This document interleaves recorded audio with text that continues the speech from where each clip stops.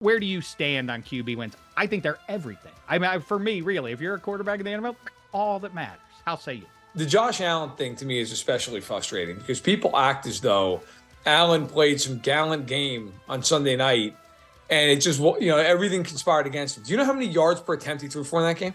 He threw for 4.8 yards per attempt in that football game. Wow.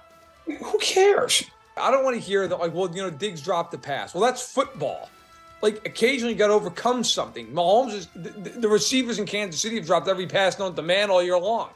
I mean, he's basically played with Rashee Rice and a bunch of guys who are electricians at receiver this year. And they're in the AFC title game. I don't want to, and yes, the Bills were beat up, but the Bills defense gave them 3 cracks in the fourth quarter to win that game. At home.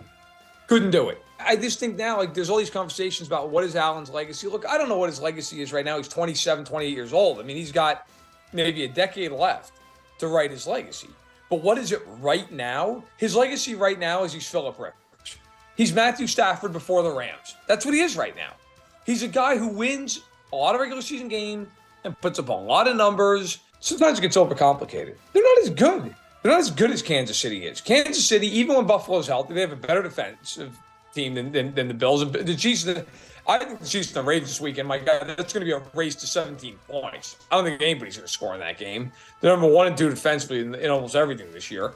But I look at the Bills. Yes, Allen's great. He's not Mahomes. McDermott's a good coach. He's not Andy Reid.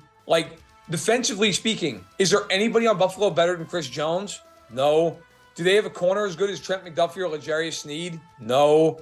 The Bills certainly have some advantages, but overall, and by the way, one other one, Tyler Bass isn't as good as Harrison Butker. It mattered last night.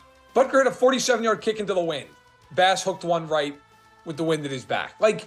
Sometimes it is what it is.